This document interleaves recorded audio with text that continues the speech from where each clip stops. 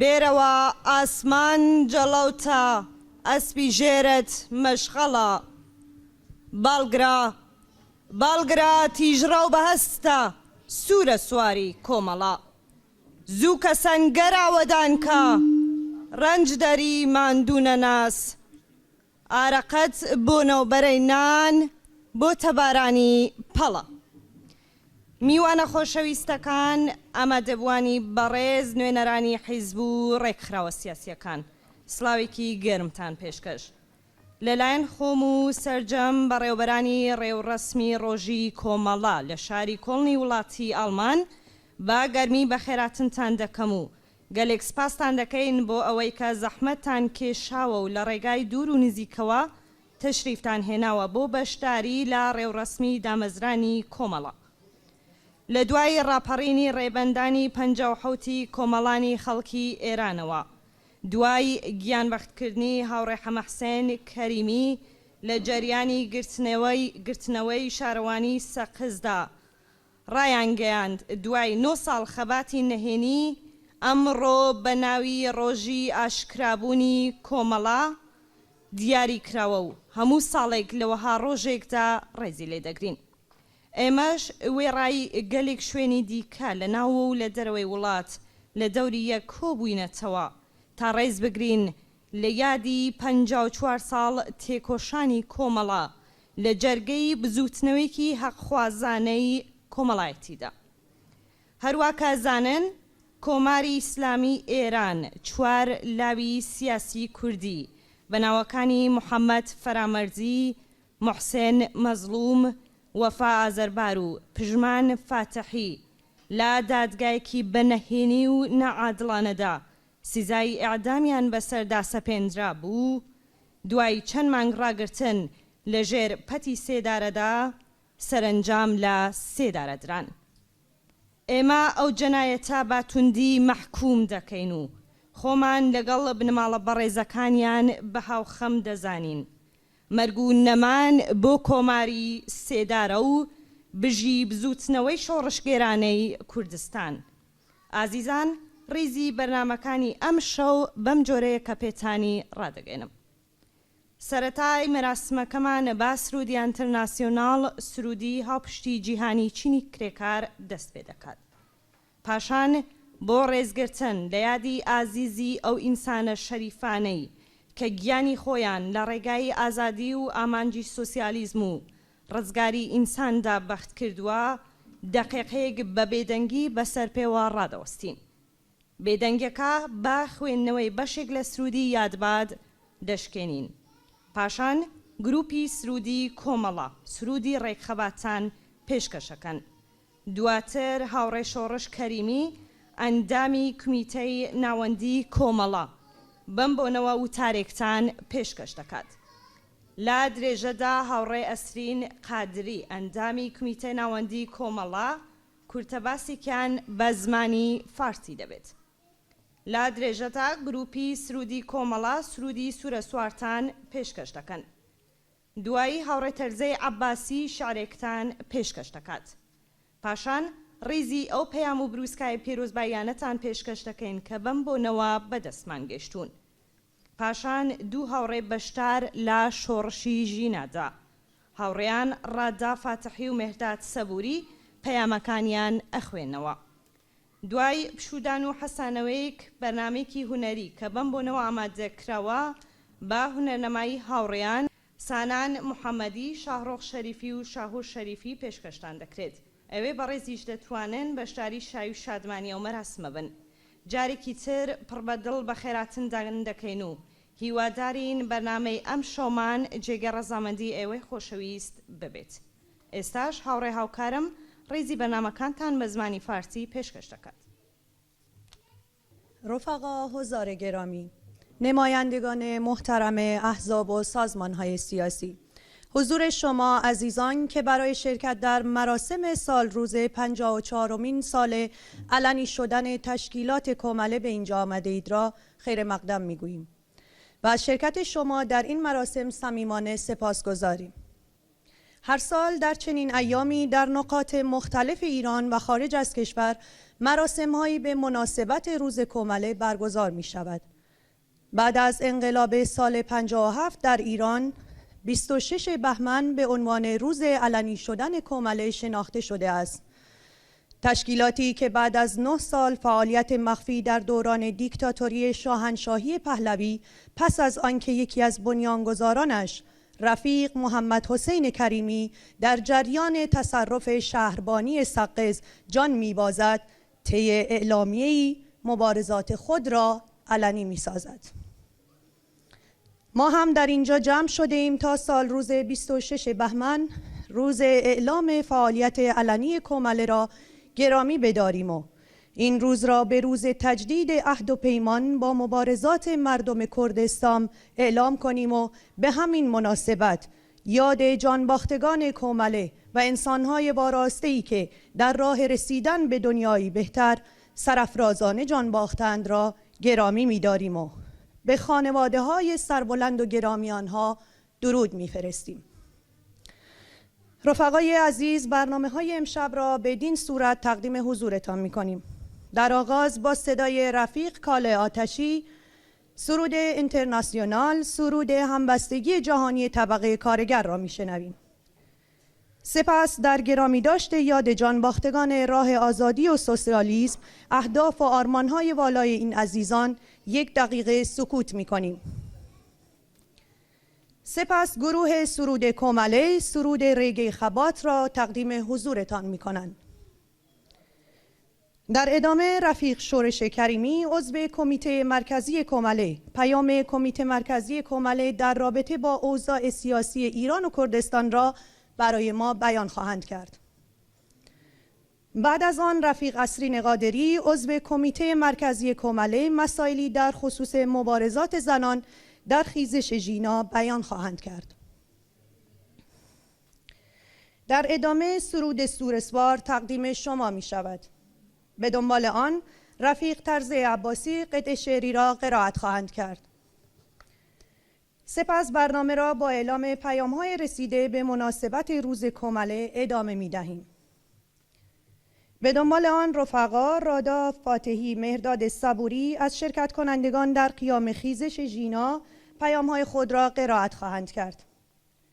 رفیق شمع صلواتی شعری را تقدیم حضورتان می‌کنند. در پایان بخش اول برنامه امشب نیم ساعت استراحت خواهیم داشت. بخش دوم برنامه را با شرکت گروه موزیک و هنرنمایی خوانندگان ادامه می‌دهیم. بار دیگر از حضور شما عزیزان سپاسگزاریم و امیدواریم برنامه‌های امشب مورد حضور شما واقع شود. خوش آمدید.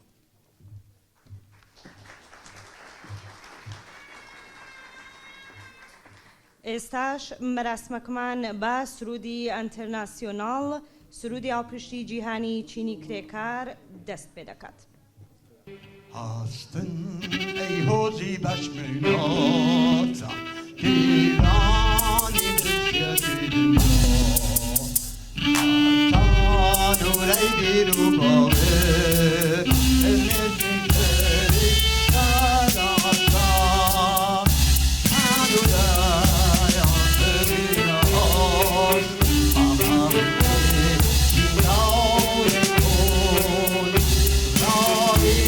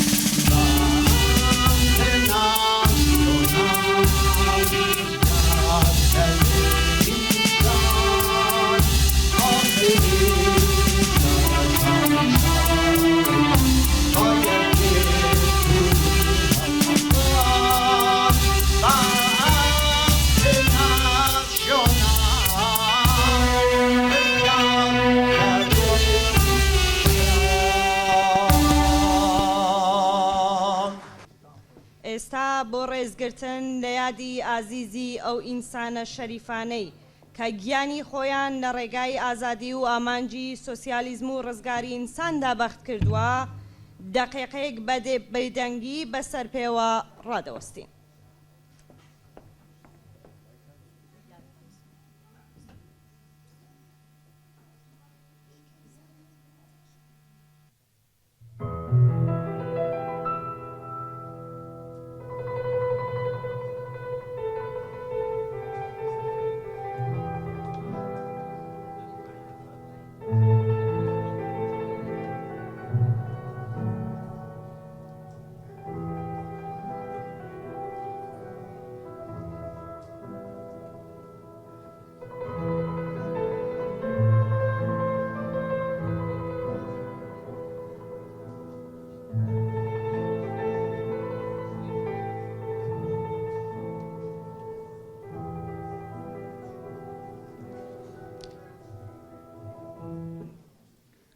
بیست و شەشی ڕێبەندان ڕۆژی کۆمەڵەیە. ڕۆژی کۆمەڵە ڕۆژی ڕێزگرتن لە هەڵسوڕانی سەربەرزانەی کۆمەڵە و کۆمەڵانی زەحمەتکێش و شۆڕشگێری کوردستانە بۆ گەیشتن بە ئازادی و بەرابەری و ژیانی ئاسوودە بۆ هەمووان. لەم ڕۆژەدا و بەم بۆنەوە سڵاو دەنێرین بۆ ئیرادەی بنەماڵەی گیانبەختکردوانی کۆمەڵە. سڵاو دەنێرین بۆ پایەداری و خۆڕاگری شکۆرداری زیندانیانی شۆڕشگێر و کۆمونیست لە زیندانەکانی کۆماری ئیسلامیدا. پیرۆز بێت 26 ڕێبەندان ڕۆژی کۆمەڵە. گروپی سرودی کۆمەڵە فەرموون بۆ پێشکەشکردنی سرودی ڕێخەبات.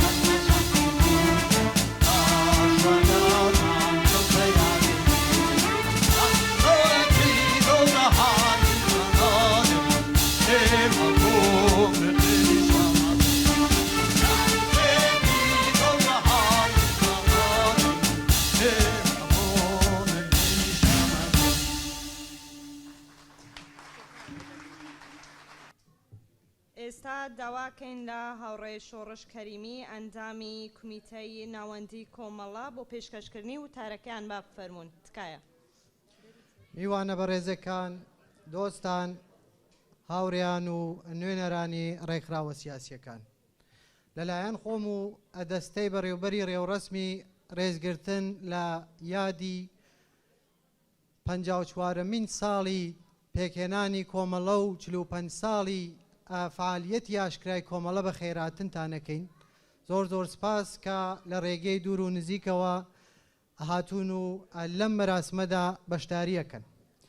پێش هەموو شتێک لێرەوە دەمەوێت سپاسی بێپایانی خۆمان پێشکەش بە کۆمەڵانی تێکۆشەری خەڵکی کوردستان بکەین کە لەو ماوە دوور و درێژەی خەباتی کۆمەڵەدا هەمیشە پاڵپشتی کۆمەڵە بوون و ئەوەی پێیان کراوە درێغیان لێ نەکردووە. بۆیە جارێکی تر دەستخۆشییان لێ دەکەین. سڵاو دەنێرین بۆ ئەو هاوڕێیانەی گیان بەخکردوو کە لە ڕێزەکانی پڕ لە شانازی پێشمەرگەی کۆمەڵە و یا لە نێو زیندانەکانی کۆماری ئیسلامیدا گیانیان بەخت کرد.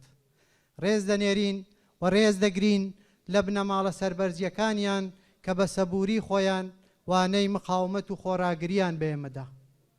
و هەروەها ئەو زیندانیە سیاسیانەی کە هەر ئێستا لە سجنی کۆماری ئیسلامیدان و لەژێر خراپترین ئەشکەنجەدا هەل لەسەر ڕێباز و ئامانجەکانی کۆمەڵە پێداگری دەکەن. ڕێز دەگرین لە هەموو ئەو هاوڕێیانە و دۆستانە و کەسانەی کە ساڵانێک ڕۆژانێک لە ڕیزی پڕ لە شانازی کۆمەڵەدا بوون و لەو پێناوەدا ڕەنگە بەشێک لە جەستەیان لەدەستدا بێت. ڕێز دەگرین لە یادی هاوڕێ ڕابەر کاک حەمەحسێنی کەریمی کە لە جەریانی گرتنی شارەوانی سەقزدا گیانی بەخکردووە و ئەو ڕۆژەوە ئەم ڕۆژەوە بە بۆنەی گیان بەخکردنیەوەوە ڕۆژی کۆمەڵەی ناولێنراوە. بەڕێزان، ئێستا لە شەرایەتێکدا و لە هەلومەرجێکدا ڕۆژی کۆمەڵە دەگرین کە منتەقەی ئێمە، جەهانی ئێمە، ئێران و کوردستان بە هەموو بەشەکانیەوە لە ساڵێکی زۆر سەختی ناوەتە پشتسەر و ئاستەمهایەکی زۆر سەخت بەرۆکی گرتووە. هێشتا پەتای کۆرۆنا تەواو نەبووە، ئەو ماڵوێرانکەری کۆمەڵایەتی و ئابووریە تەواو نەبوو کە چەمکەی شەڕ و تەرۆریزم و ماڵوێرانکەری لە ناوچەکەدا سەری هەڵدا. شەڕی رووسیا و ئۆکراینمان بینی کە بووە باعیسی کوژرانی سەدان هەزار کەس و ئێستەیش هەر بەردەوامە و ملیۆنها ئینسانی ئاوارە کرد. دوایەکەی ئەو نەسڵ کوژیەی خەڵکی قەرەداغمان بینی کە بە لەلایەن دەسەڵاتی ئیسرائیل و دەوڵەتی فاشیستی تورکیەوە بووە باعیسیەوەی کە خەڵکی ئەو ناوچەیە لە ماڵ و حاڵی خۆیان ئاوارە بن. بینیمان کە لەم دوایانەدا لە 7 ئۆکتۆبرەوە دوایەوەی کە حەماس هێرشی کردە سەر ئیسرائیل، ڕژیمی ئیسرائیل و ئەو دەسەڵاتە ڕاستەی کە لەسەر دەسەڵاتە ئێستا چە جینۆسایدێکی دژ بە خەڵکی ئەو مەنتەقە ئێستا دەیباتە بەرەوە و لە ماوەیەکی کووردا 26-27 هەزار ئینسان کوژراون کە بەشێکی زۆری لەوانە ژنان و منداڵانن.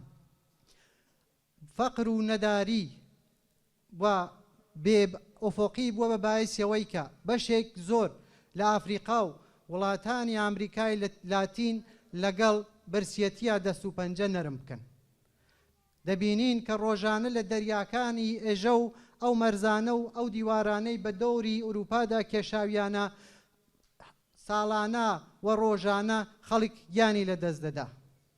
دەبینین کە ژینگەی ئێمە چۆن لەژێر منفعەتی ئەم دەسەڵاتی سەرمایەداری ئاوە تێک چووە و هیچ ئۆفۆقێکیان بۆ ئەوە نییە، هیچ ڕێکارێکیان نییە کە ئەم شەرایەتە باشتر بکەن. بۆیە ئێمە دووبارە دووپاتی دەکەینەوە کە سیستەمی سەرمایەداری ئەگەر دەورانێک ئەگەر ساڵانێک دەیتوانی پێشکەوتن بۆ خەڵک بەدی بێنێ، بەڵام ئێستا بەداخێکی زۆرەوە ئەوەی لە دەستان نایە. ئەو ملیتاریزمەی کە لە سەتحی دنیادا دەیبینین، کۆمپانیە چەکسازیەکان کە چۆن بە کوشتنی ئینسانەکانەوە مامەڵە دەکەن و چۆن دەوڵەتانی ئوروپایی دەوڵەتانی ئامریکایی و ناتۆ و باقی جەبهەکانی تر دنیایان کردووە بە مەیدانی ململانێ و کوشتن و بە هیچ شتێک قەناعەت ناکەن جگە لە سوودێکی زۆرتر و ئەوەی بۆیان مهم نییە بەرژەوەندی و ژیانێکی باشتر بۆ ئینسان. ئێمە لەسەرم بنەما دووبارە دووپاتی دەکەینەوە کە بۆ لە نێوبردننی ئەو سیستەما کە تا ئێستا ڕەنگە ساڵ لە دوای ساڵ ژیانی ناخۆشتر بۆ خەڵک بەدی دێنێت دەبێت بە باعسی کوشتنی ئینسانەکان و ناتوانێت هیچ ئاسۆیکی ڕوونی ببێ بۆ ئەوەی کە ئەو دنیا بەرەو باشە بچێ تەنیا بە پێکهاتنی کۆمەڵگایەکی سۆسیالیستی کە لە ناویە ژیانی ئینسان وەکو مرۆڤ ببینرێت بەدی نایێت. بۆ بەدی هاتنیەوە ئێمە بە ئەرکی خۆمان و بەش بە حاڵی خۆمان لە کوردستان و لە ئێران بۆەوە تێدەکۆشین کە کۆمەڵگایەکی ئازاد و بەرابەر و بێ چەوسانەوەی ڕەگەزی بێ تەبەخاتی بێ و یا جنسیەتی شەڕ دەکەین و ئەو شەڕەمان تا ئێستا کردووە و بەردەوام دەبین.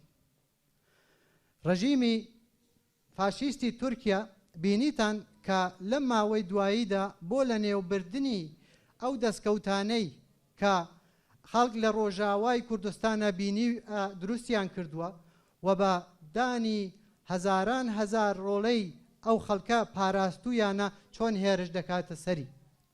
هێرش دەکاتە سەریان و بناغەکانی ئابووری و کۆمەڵایەتی و مەدەنی کە لەوێ دروست بووە بە تۆباران بە لێدان و بە تەوتەگێڕی دەیەوێت لە ناوی ببە و لە بەرچاوی هەموو کۆمەڵگەی نەتەوەیی و نێو نەتەوەییەوە ئەو جەنایەتە خەریکە ئێستا لە ئارادایە.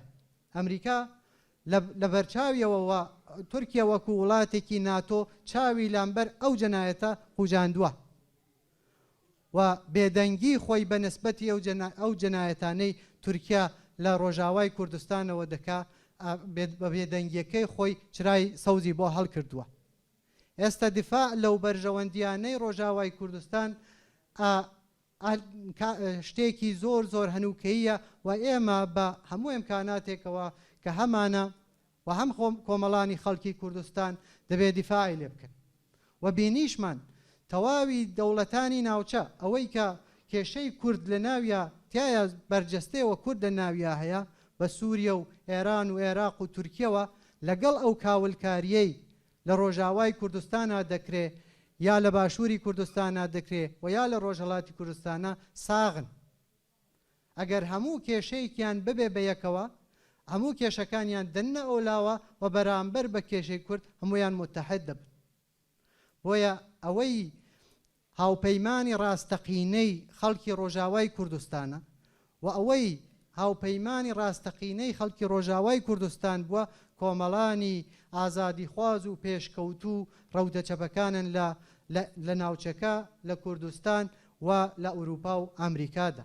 بینیمان کە هەر لەم ساڵانەی دوایی و بە دروستکردنی ڕۆژاوای کوردستانەوە لەسەر شەقامەکان بوون و دژ بە داعش دژ بە دەوڵەتانی ناوچەیی و دەوڵەتانی بینەملەلی لەوێ شەڕیان کردو هاتوونە سەر شەقام و بۆ مافانەیش ئەوانیش هاوشان بە خەڵکی کوردستان هەوڵ و تێکۆشانیان کردووە.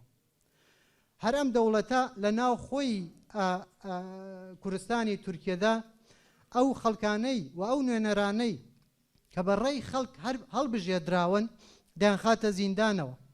سەلاحەدین دەمیرتاش و ئەو نوێنەرەکانی تر کە هەڵبژێردراوی خەڵکن ئێستا لە زیندانەکانن. زیندانەکانیان پڕ کردووە لە کەسانی ڕۆشنبیر. هەر کەسێک وەک وەردوغان و دەوڵەت یاکەپە بیر نەکاتەوە دەیخاتە زیندانەوە. باس لەوە دەکەن کە سەدان هەزار زیندانی سیاسی لە تورکیا هەیە. ناتوانێت سەرەڕایەوەی کە ملیۆنها ئینسانی کورد لە کوردستانی تورکیا هەیە دان بەوەدا بنێت کە ئەمانە خاوەنی نەتەوەیەکن کە ئەو مافەڕەوانەی کە بۆ نەتەوەکانی تر هەیە بۆ خەڵکی کوردیش دەبێ بیان بێت. لە هەر ئەو دەستدرێژیانەی بۆ باشیری کوردستانیش ئێستا بەشێک زۆر لە ناوچەی باشووری کوردستانیش هەر ئەم دەوڵەتە داگیرکەرە داگیر کردووە تا ئەمقی 200 کیلۆمتری خاکی هەرێمی کوردستان هاتووە لەوێ خەریکی دەستدرێژیکردنە بۆ سەر ئەو ناوچەیە و ئەم خەباتەی هەموو لایەنەکانی خەڵکی کوردستان چە لە باشووری کوردستان و باکووە یا ڕۆژهەڵات هەموو بەیەکەوە گرێ دراوە دژ بە ئەم دەوڵەتە فاشیستانەی کە نایانەوێ ئەو ملەتە کە ئەو هەموو زەجرەی کێشاوە ڕۆژێک خۆشی ببینێت ئەوزا لە ئێرانە لەو بەولاترەوە بینیمان کە بە دوای گیانباهکردنی و یا لە سێدارەدانی ئەو چوارلاوە کووردە خەڵک چۆن وڵامی کۆماری ئیسلامیاندایەوە ئەو چوارلاوە کووردە بوون بە هێما بوون بە سەمبلی خۆراگری خەڵکانێک کە نایانەوێ ژێرچە بۆ کە سەرێ کۆماری ئیسلامی بڕۆن و لەم وەزیەتەدا ئەو ئێعدامانەی کە کۆماری ئیسلامی دەیکا بۆی کە خەڵک بێدەنگ بکە بۆی کە خەڵک بترسێنێ بۆی کە خەڵک تەمکین بکە بەو دەسەڵاتە و زۆری خۆی نیشان بدە وەحشەت بخاتە ناو دڵی خەڵکەوە هەموو ئەوانە پوچەڵ دەکرێتەوە ئەوانە لە ئەو خاڵە لاوەکیانەی بزوتنەوەی کوردستانن کە ئەو ئیمکانە دەدەن دەسەڵات بێ ئەوەی کە هەزینە بدات ناتوانێت لاوی کورد لە سێدارە بدە خەڵک بۆ خۆی ڕێک دەخا نەتەنیا خەڵک خۆی ڕێک دەخا بەڵکو حازرە بۆ گیانبازی و لێ ناترسێ لێرە ئەحزابی سیاسی بوونیان هەیە لێرە فعالیەتی معلمان هەیە فعالیەتی کرێکاران هەیە ئەوانەی ژینگەیان بۆ مهمە ڕۆشن بیران هەن فعالیەتی ئەدەبی هەیە دەیان گروپی کوونەوەردی و گروپی شاخەوانی وەرزشوانی هەن هونەر لەوێ نەخشێکی بەرجەستەی هەیە ئێمە لەم کۆمەڵگەدا ژیان دەکەین و لەم کۆمەڵگەدا خەریکی مبارزەی خۆمان دەبینە بەرەوە و شانازی پێکەین و هەر لاوێکی کورد و یا هەر کەسێک کە کۆمەڵەیی بێ دفاع لەو مافانە دەکات دفاع لەو ڕەوتانەیش دەکات کە ڕەوتی هەرچی جەماوەری ترکردنەوەی بزوتنەوەهایەکی زۆر ئاوا بە جەماوەریە لە کوردستانە ئێمە بەش بە حاڵی خۆمان لە هەموو ئەو زەمینانەدا کە ئەرستانم کرد هەوڵ دەدەین و تێکۆشانەکەین لە ئێرانیشا وەز هەر بە هەمان شێوەیە ئێوە دەزانن کە لە بەسەر دەسەڵات گەیشتنی کۆماری ئیسلامی فەزای خەفەقانی دروست کرد لە کۆمەڵگەی لە ئێران لە کۆمەڵگەی کوردستانیشدا بۆ ماوەی 20 ساڵ ئەم دەسەڵاتە توانی بە زەبروزەنگ بە کوشتار بە سەرکوت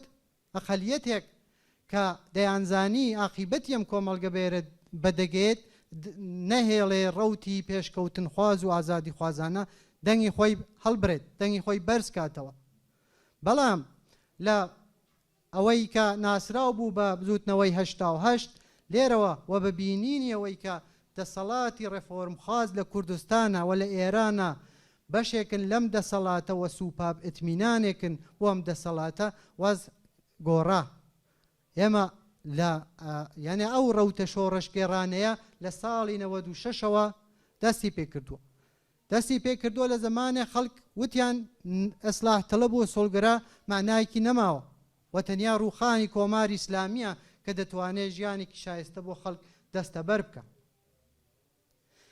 خودی کۆماری ئیسلامی بۆ بە باعثیەوەی کە ئەگەر چاو لێ بکەین یانێ لە باری ئابووریدا لە باری ئیدۆلۆژیکدا لە باری سیاسیەوە و لە باری سیاست هەیە کە ڕەچاوی دەکات لە منتەقە لە هەمووانە شکستی خواردووە چاوی لێ بکەن ئەو سازشانەی کە لەگەڵ عەرەبستانی سعودیە لەم ساڵی ڕابردوودا کردی یەکدانە لەوانەیە بە سەفارەتی عەرەبستانیان لە تارانە داگیر کرد و هەڕەشەی شەڕیان پێیان دەکرد بینیمان کە هەتا حکوومەتێکی زۆر ارتجاعی کە لەسەر دەسەڵاتە لە ئەفغانستانە ناتوانن ئەو هەقابە و ئەو چۆمەی هیرمەند زیندوو بکەنەوە و چاوی خۆیان لێدا بەستووە و یا ئەو سنوورانەی کە لەگەڵ ئەرمەنستانە هەیەتی و حکوومەتی ئازەربایجان دایخستووە چاوی لەوانەیش بەستووە و سەرە ڕایەوەیکیشە خودی سەرانی کۆماری ئیسلامی دعای دەوە دەکەن کە دفاع دەکەن لە حەماس ئەوەش نییە بە بیانووی جۆرا و جۆرەوە خۆیان لەوە دەرباز دەکەن و حتا خامنەی لە وتارێکدا توێتی کە ئێمە بە دوایەوە نین کە ئیسرائیل بە یەکجاری بسرینەوە وەکو مەملەکەتێک بەڵام لە بەرابەردا دەبینیت لە نەتیجەی ئەم وەزیەتەی کە کۆماری ئیسلامی دروستی کردووە بەشێ زۆر لە خەڵک ڕوویان لە شتهایی کردووە کە پێشووتر شتهایەکی ئاوامان نەدەبین یانێ نۆرماڵ نییە لە ناو کۆمەڵگەدا ئێمە لەگەڵ بەدیدەهایەکی وەکو گۆڕ لە گۆڕ لە قەبرستانە خەوتوو ڕوبەڕووین لەگەڵ شتایە ڕوبەڕووین وەکو فرۆشتنی گورچیلە و دڵ و شتایەکی ئالۆنەوە لەگەڵ فرۆشتنی منداڵە ڕوبەڕووین یعنی کۆماری ئیسلامی وەزیەتی کیاوای دروست کردو فەساد ئاخرین نمونونەکەی فەسادێک بوو لە چای دەبش کە ملیاردها دلار پولیان بێەوەی کە حەسا و ڕەسیەک بکرێت اختلاسیان کردو بردوویان لە لایەکی دیکەوە هەروە کەوتم ئەم خەڵکەت هیچ هیوایەکی نەماوە بەم دەسەڵاتە هیچ هیوایەکی نەماوە بەم دەسەڵاتەی کە بتوانێت دەرگایەکی بۆ بکاتەوە هەر دەسەڵاتێکی ئەگەر تۆزێ نۆرماڵ بواە دوای شۆڕشێکی جەماوەریاوە بیری لەوە دەکردەوە کە حداقل ڕەفۆرمهایەک بکە بەڵام ئێمە حتا ئەوەش دەبینین سەرڕایەوە کە ئەغراق نییە گەر بڵێ ملیێنها ژن لەسەر خیابانە بوون بۆ ئەوەی کە بتوان بە دڵی خۆیان لیباز لەبەر بکەن هێشتا ها بە دوایەوەی کە بۆی کە دڵی ئەو ئەقەلیەتەی کە تەرەفداری حکوومەتە بۆی کە دڵیان خۆش بکە حازرە ئەو حجابە زۆرە ملیە بازم هەری دامە بدە دەسەڵات هەر تا دێ یەک دەستتر دەبێتەوە دانێک وەکو ڕۆحانی ویا کەسانێک کە عزوی هەیەتی مەرگ بوون و هەزاران زیندانی سیاسیان لە سێدارە داوە ئەوانە بۆ انتخابات ڕەدی سەلاحیەتیان دەکەنەوە ئەمە نیشان دەدا کە لە خودی کۆماری ئیسلامی دەزانێت کە ئەو بۆحرانانەی لەگەڵی دەست و پەنجە نەرم دەکا هەیە ئێستا ئەبێ بیرێکی لێ بکاتەوە ئەگە بیر لێ نەکاتەوە خەڵک گەیشتونە بەو قەناعەتەی کە کۆماری ئیسلامی دەبێ بڕوە ئەو یەک دەستکردنەوەی دەسەڵاتەیش خەزمەت دەکا بەوە یانێ سپای پاسداران بەیتی ڕاهبەری و ئەو سوڵگەرایانە وردە وردە دەسەڵات لە دەستی خۆیان متەمەرکز دەکەنەوە بۆی کە ئەگەر شۆڕشێکی جەماوەری هاتە بەرەوە و یا هەر ئەگەرێکی تری نەخوازرا و مانە بتوان واکۆنش نیشان بدەن بەڵام جەماوەریش لە بەرابەری کۆماری ئیسلامیە ئۆبیێک نییە کە هەروە بخۆی دابنیشێ و هیچ شتێک نەتوانێ بکە ئێمە شۆڕشیژی نامان بینی ئاخرین جارێ بوو کە ڕوویاڕووی خەڵکمان بینی لەگەڵ دەسەڵاتی کۆماری ئیسلامیە ئەوە نیشانیدا یانە لە قسەکان ماوتم کە باسی بێئەرزشی ئیدۆلۆژی کۆماری ئیسلامی و ئەو ئەرزشانەی کۆماری ئیسلامی دەیەویش پیانە بکە لەو شۆڕشەدا ئێمە دەمان بینیمان و ئێستەیش دەیبینی ساڵانێکی زۆر دوور و درێژ کۆماری ئیسلامی موفق ببوو لە سەتحی بینەلملەلدا و یا لە ڕێگەی هونەر و ئەوانەوە وانیشان بدا کە نەخێر کۆمەڵگەی ئێران کۆمەڵگەیەکی ئیسلامیە و ئەم خەڵکە بە دڵی خۆی حجاب لەبەر دەکا و یا بە دڵی خۆ بێ ئەوەی کە فشارێک بخاتە سەریان خەڵک خەریکە وا دەکا بەڵام لەو شۆڕشەدا بینیمان کە ئەو نەسڵە جەوانە و هەموو ژنان و پیاوان وە لە سەفیەوەڵەوە ژنان چۆن نەیانوت بەو هەموو نەریتە کۆنە پەرستانەی کە قەرنهاس لەسەر ئەو کۆمەڵگا هەیە ئەو کۆماری ئیسلامی دوایی حکوومەتدارێکە کە ئەو نەریتانە پەرە پێدەدا لە کوشتنی ژنان بە ناوی ناموسەوە لە بێحقۆقی ژنان حەقی ئەوەیان نییە بە دڵی خۆیان ئەزدواج بکەن یا تەلاق بسێنن بێبەریکردنیان لە مافهایە کە جزوی سەرەتایی ترین مافەکانی ئینسانە حتا دەخاڵەتکردن لەوەی کە تۆ چۆن لیباس بکەیتە بەرد و چۆن نەکەیتە بەرت ئەمە ئاپارتایدێکی بە تەواو معنایە کە لەو شۆڕشی ژینادا ئێمە بینیمان ئەوش ئیدۆلۆژیای حاکم ڕووخا و ئێستەیش سرە ڕایەوەی کە زۆر فشار دێنێ بۆ خەڵک بۆ ژنان بە لە مترۆ لە قەتار لە دانشگا لە مەدرسە لە هەموو شوێنێکە بەڵام حازر نین خەڵک حازرە هەزینەی بۆ بدا بەڵام ئەو حجابە زۆرە ملێ نەکاتە ملی.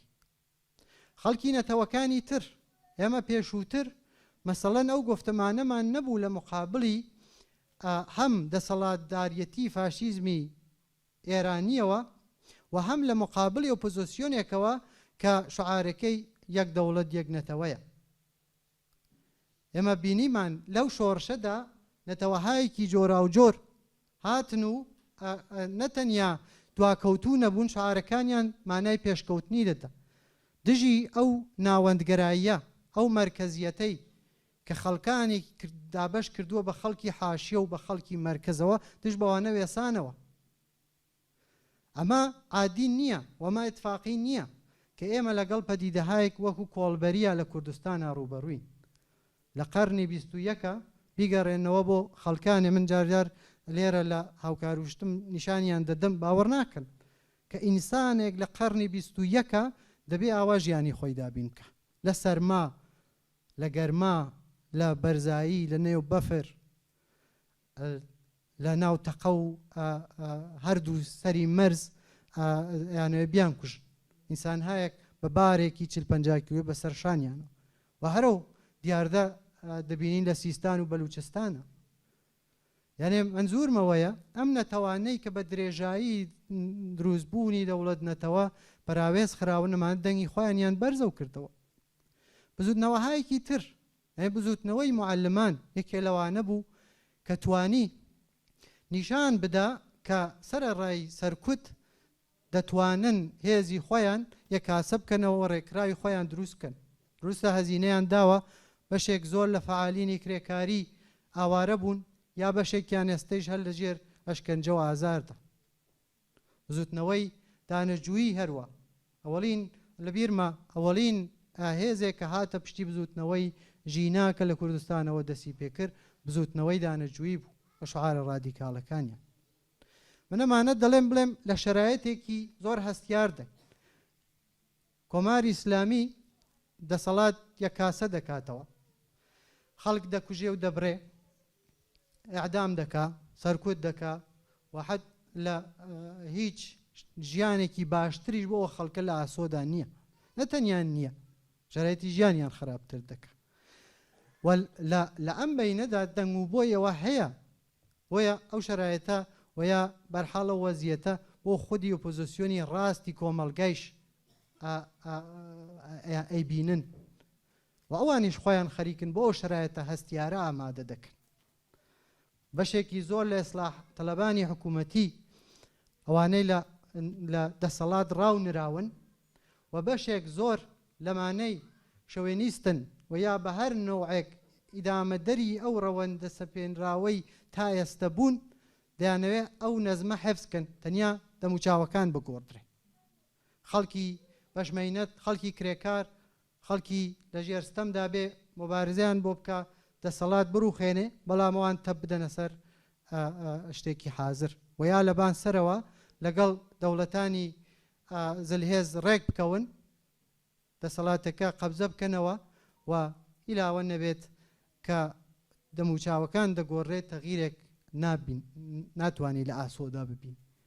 بەڵام لە لایەکی ترۆ دەکرێت لەو شەرایەتە کەڵکی لێوەربگری و ببێ بە هەلێک کە خەڵک بیگوازنەوە. هەروواکە وتم لە شۆڕشی ژینادا بەشێ زۆر لەو هێزانە باوەڕێکیان بەو شعارانە نەبوو کە لەوێ دەدرا. بۆیە ئەگەر لەبیرتان بێ شعاری مەردمی هەنابادیان ساغ دەکردەوە لە بەرابەریە. یانێ باوەڕیان بەو شۆڕشە نەبوو، بەڵام لەبەرەوە کۆمەڵگە چەپ بوو، یعنی کۆمەڵگە شعاری چەپی سەرخست و توانی تا ڕادێک سازمان یافتە یان ڕێکخراو بێتە مەیدان بەشێک زۆر لەو خەتەراتە پوچەڵ کاتەوە. ئێستەیش ئێمە لە بەردەم هەلومەرجی کیاوین، کۆماری ئیسلامی دەڕوخێ تێریازوو. لەبەرەوە بۆ ئەم شرایەتی ئێستا زۆر متفاوتە لەگەڵ شرایەتی 20 ساڵ لەمەوبەر. پێشتر ئەگەر دەیانەوت ئەقەلیەتێک بوو کە ئەترازی دەکرد، بەڵام ئەکسەریەتێک کە تەماشاچی بوو نەداهاتە مەیدان. بەڵام ئێستا دەبینین کە ئەکسەریەت بۆ خۆی دێتە خیابان، دەنگ بەرزەکاتەوە. ئێمە ڕۆژانە نەزەم ئەگەر تماشا بکەن ئەوانەی خانە نشینن، ئەوانەی معلمن، ئەوانەی کرێکارن، ئەوانەی خوێندکارن، بێەوەی کە ترسیان بێت قسەی خۆیان دەکەن بە مەحزیەوە ئازاد دەبن لە زیندانە شعاری دژ بە دەسەڵاتەدا. وەی ئەم هێزە چەپانە دەبێ ئەو مەوقعیەتە بناسن و هەوڵ بدەن بە تاکتیکی باش، تاکتیکێک کە هەم ئەمڕۆی بۆ ئەمڕۆی ئەم خەڵکە باشە و هەم بۆ دوا ڕۆژیان ئەو خەڵکە یعنی ئەو خەلەعانەی کە هەیە ئێستا لەژێر دەسەڵاتی کۆماری ئیسلامیە پڕی بکەنەوە. منزورم لە بەشی سازماندەهیە شۆڕشێک بەبێ ڕێکخراوبوون بەبێەوەی کە بتوانێت بڕێ دەسەڵات بگرێ سەر ناکەوێت، یعنی هێزێک دەبێ ببێ کە بتوانێت ئەوە پڕ بکاتەوە بڕێ دەسەڵات بەدەستەوە بگرێ. هێزی چەپ لەم کۆمەڵگەدا دەبێت بتوانێت توانایی ئەوەی ببێ کە ئەو کارە بکە. ئێستا قۆناغێکە، ئەو قۆناغە زۆر هەستیارەوە ئێمە بە دەرکی ئەو مەسایلە بەش بە حاڵی خۆمان هەوڵی بوادەی. دەمەوێت چەند نوکتەیەک سەبارەت بەو فشارانەی کە کۆماری ئیسلامی هێناویە بۆ سەر بارگا و مەخەری ئێمەوە هەروەها بۆ ئەحزابی تر لە کوردستانیشەوە قسە بکەم. ئەویشەوەیە کە هەروە کە دەزانن کۆماری ئیسلامی لە یەک ساڵی ڕابردووەوە بەشێکی زۆر فشار و زەختی خۆی خستووە سەکار بە شێوەهای جۆراوجۆر کە ئێمە لە کوردستانی عێراق یان لە کوردستانی باشوور حزورمان نەبێ. ئێمە پێمان وایە ئەو فشارانە بەشێکی بوچکی بە ئێمە هەڵدەگەڕێتەوە، بەشێکی زۆری بە خودی هەرێمی کوردستان هەڵەگەڕێتەوە. کۆماری ئیسلامی هەروەکو تورکیا نایەوێت هەرێمی کوردستان بوونی هەبێ و هەر لە ڕۆژانی ڕابردوو لە چەند هەفتەی ڕابردووە بینیتان کە چۆن بێ بەزەیانە هێرشی کردە سەر چەند ماڵێکی سەڤیل و کوشتیانی بێەوەی کە جواب بە کەسێکیش بداتەوە. بۆیە و ئەویش وەکو دەوڵەتی فاشیستی تورکیا هەوڵ دەدا وەکو چۆن وتم سەدان کیلۆمتر لە خاکی هەرێمی کوردستانی بەزاندووە هاتووە ناو، ئەویش بەشێ لە هەرێمی کوردستان داگیر بکە و جێ نەمێنرێتەوە.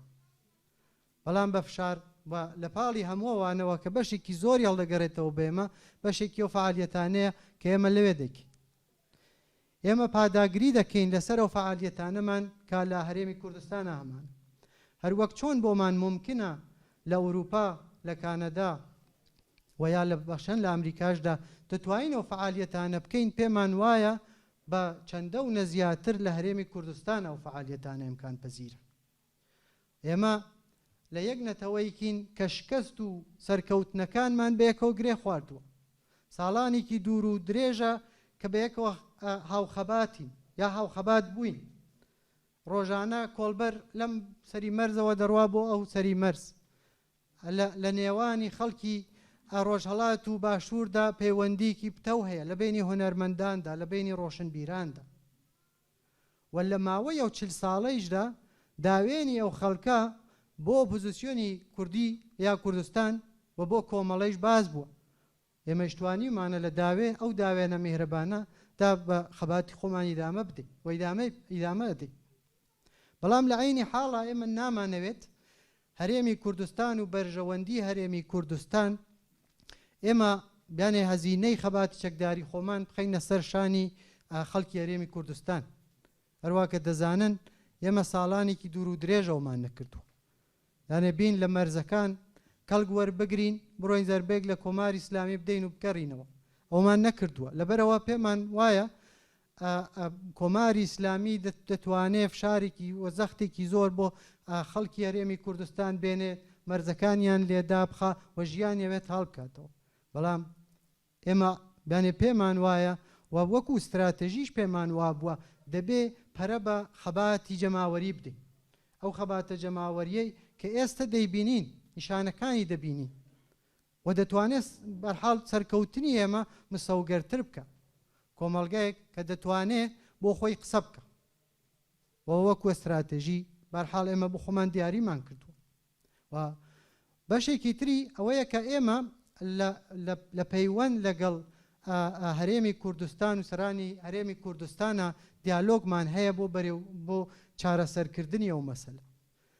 و بەڵام پێمان وایە دەبێ پرەنسیبەکانی و خۆشناوی کۆمەڵە بپارێزرێ ڕێگە نادەین کە ئێمە پرەنسیبەکانمان بڕێتە ژێر پرسیار و هەروەها ئەو هێزانەی کە لە هەرێمی کوردستانە هەن ئەحزابی کوردستان ئێمە پێمان وایە بۆەوەی کە بەر بە کۆماری ئیسلامی و زیادەخوازیەکانی کۆماری ئیسلامی بگرین دەبێت لە ئەو هێزە ئۆپۆزیسیانەی لە هەرێمی کوردستانە هەن بە هەمووە دژ بە ئەم هێرش و دڕندەیەی کۆماری ئیسلامی هەموو پێکەوە هەنگاو هەڵبگرین و لەم چوارچێوەیشدا ئێمە هەوڵ دەدەین ئەو هەماهەنگیانە زۆرتر بکەینەوە بەشی ئاخری قسەکانم هەڵەگەڕێتەوە بۆ ئەو هاوخەباتیە یعنی دەمەوێت ئیشارە بکەم بە هاوخەباتی خەڵکی کوردستان و لەگەڵ بزوتنەوەهایەکی تری زۆر ڕادیکاڵ و پێشکەوتووە لە ئێران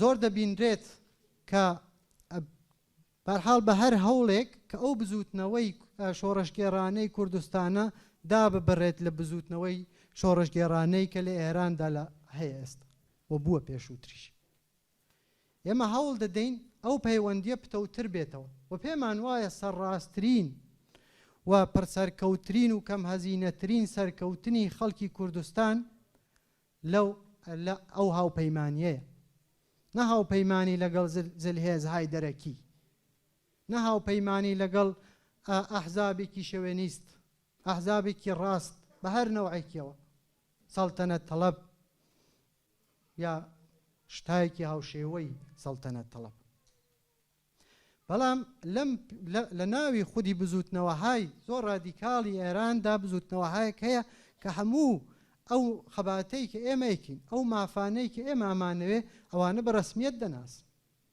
و ئەوانیش هاوخەباتن لەگەڵ ئێمە یعنی مێژووی وڵاتانی تر و هەروەها مێژووی خودی کوردستانیشەوە دەڵێ ئەو هاوخەباتیە زۆر کۆماری ئیسلامی هەوڵ دەدا و هاوخەباتیە شکڵ نەگرێ زۆر هەوڵ دەدا و خەباتە لە یەکدا ببڕێ حتا زۆر هەوڵ دەدا نەتەوەهایەکی ترکە لە ناوی ئێرانە هەیە دژ بە یەکتر بیاندا بە شەڕە عەرەب دژ بە کورد کورد دژ بە تورک تورک دژ بە خەڵکی بەلوچ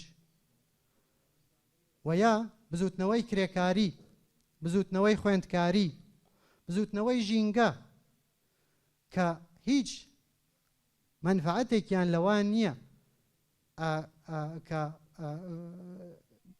ئەم حکوومەتە درێژەی ببێ و ئەوانیش هەرەوە هەموو ئەو زۆڵم و چەوسانەوانە قبول بکەن سۆسیالیستن چەپن و بەرژەوەندی عمومیەکیان بەرژەوەندی کۆمەڵگەیە ئێمەوە هاوخەباتیەی خۆمان هەم ڕێزی لێ دەگرین و هەم بەردەوام دەبین و پێمان وایە لەو ڕێگەوە یانێ تەکلیفی دەسەڵات لە مەرکەزە دیاری دەکرێت کۆماری ئیسلامی کوردستان بە نان و بەرەی خۆیەوە بۆ ڕوخانی کۆماری ئیسلامی ئامادەیە بارها نیشانی داوە هەل لە ئەوەڵی هاتنە سەرکاریەوە هەتا ئێستا دژی کۆماری ئیسلامی بوو و یەک ڕۆژیش لە مبارزە نەسرەوتووە بەڵام کۆماری ئیسلامی لە ناوەندا دەڕوخێ لە تاران دەڕوخێ دەبۆ هاوخەباتیە ئێمە لەگەڵ ئەو بزوتنەوانەیە تم بزوتنەوەهایەک کە پێشووتریش لەگەڵ ئێمە هاوخەبات بوو کۆمەڵە بۆ خۆی مێژوویکی هەیە لەو زەمینەدا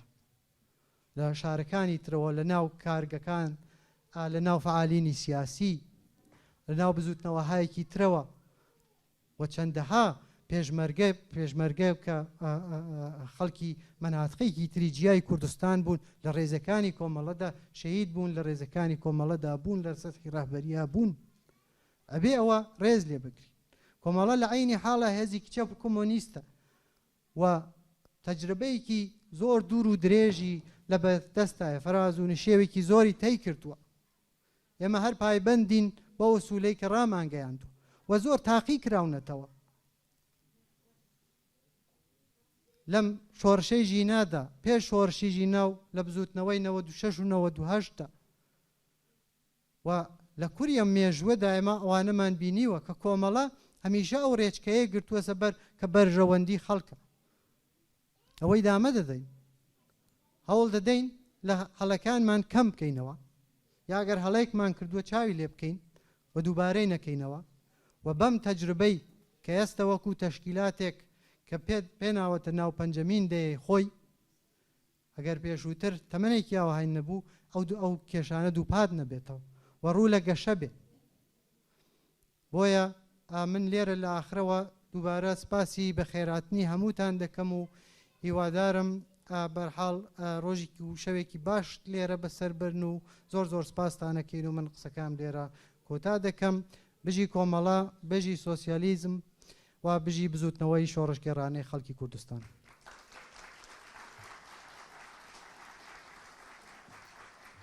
بیست و شش بهمن روز گرامی داشته سازمانی است که افق سوسیالیستی را در جنبش انقلابی کردستان بر روی توده های محروم و کارگران زنده نگه داشته است. کومله در دفاع از حقوق و مبارزات کارگران و زحمتکشان، سازماندهی و هدایت مبارزه طبقاتی، پیکار جهت رفع ستم ملی و جنسیتی، مبارزه برای تأمین آزادی‌های سیاسی و علیه دیکتاتوری و اختناق بیش از 5 دهه سرسختانه مبارزه کرده است. در عین حال روز کومله روز گرامی داشته یاد هزاران مبارز انقلابی و کمونیستی است که در راه آرمان‌های سوسیالیستی و طبقه کارگر سرافرازان جان باختند. زنده باد 26 بهمن روز کومله.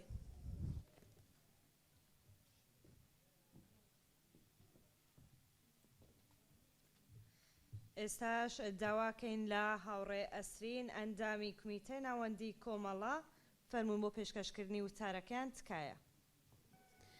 من هم خدمت شما عزیزان و رفقایی که از راه دور و نزدیک به مراسم سالروز علنی شدن کومله تشریف آوردین خیر مقدم میگم و بسیار خوشحالم که شما رو اینجا میبینم. قبل هر چیز من این روز رو در 54مین سالگرد علنی شدن کومله به تمامی خانواده های جانباختگان و تمامی زنان و مردانی که یک روز و حتی یک ثانیه برای کومله و این جریان مبارزه کرده‌اند و کوشیده‌اند تبریک میگم و سر تعظیم فرود میآورم. من زیاد نمیخوام صحبت‌های تکراری و طولانی داشته باشم. رفیق عزیزمون شورش به نکات ارزنده و تحلیل‌های مفیدی در مورد مسائل منطقه و ایران پرداختن و من از این صرف نظر خواهم کرد. خب رفقا، متاسفانه همونطوری که همه ما مطلعیم در هفته‌ها و روزهای گذشته رژیم جنایتکار اسلامی یک بار دیگر برگی از جنایت سالهای خود رو تکرار کرد. این رژیم از سالهای 60 تا به الان یک لحظه از کشتار انسانها، از جنایت و اعدام صرف نظر نکرده.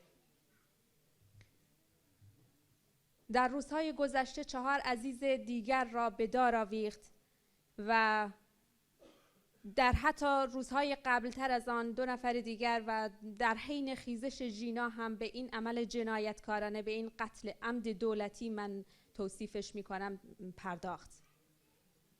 ولی خب عکس العمل خانواده های دادخواهان رو من اینجا میخوام ازشون قدردانی کنم که با توجه به این غم سنگین، با توجه به این احساسی که انسان خودش رو در اون موقعیت قرار میده، کماکان صدای فرزندانشون، صدای جنبش آزادی خواهی بودند. کسی از ما نیست که مادر بهکیش مادر خاوران رو ندیده و یا ازش نشنیده باشه. کسی از ما نیست که